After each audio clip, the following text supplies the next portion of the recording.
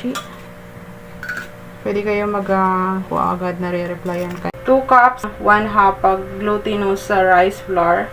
Half cup na giniling na bigas na galing sa gripo, or half cup sugar. Na ako ng kamay, malinis yung aking kamay. Lang natin dito sa gagamit ka tayo ng depende sa gagamitin natin flour, giniling na bigas. Kakain siya ng ga-add lang tayo ng another tubig, malabnaw at hindi rin siya matigas. So pag ganito na, nag-form na siya as a dough, uniform yung kanyang sukat, or susukatin ko lang, kailangan pantay siya dito na. Atin ngayon bibilugin siya. Gawa ko lahat sesame seed, ulong, then atin ngayon idiin natin ng bahagya.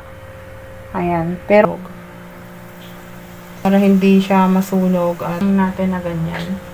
Then guys, yung hindi siya malakas, hindi siya mahina, para yung loob ng ginagawa nating buchi ay maluto, hindi siya maging hilaw. Set aside lang natin to. Set aside lang natin to guys, kasi okay na yung niya, kulay.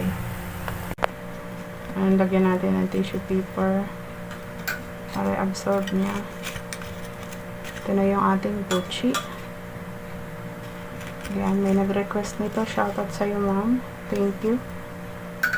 Pwede kayo mag-PM sa akin guys, yung mga request nyo, para makita ko. At sorry, minsan is hindi ko agad na re-replyan kayo. Hello guys,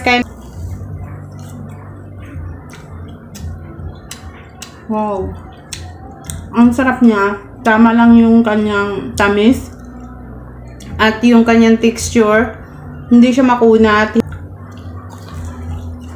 Yummy. Ang sarap.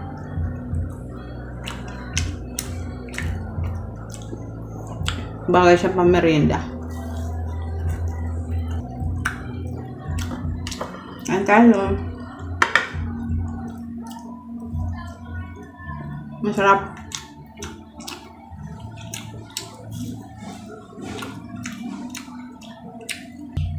Buchi in the house.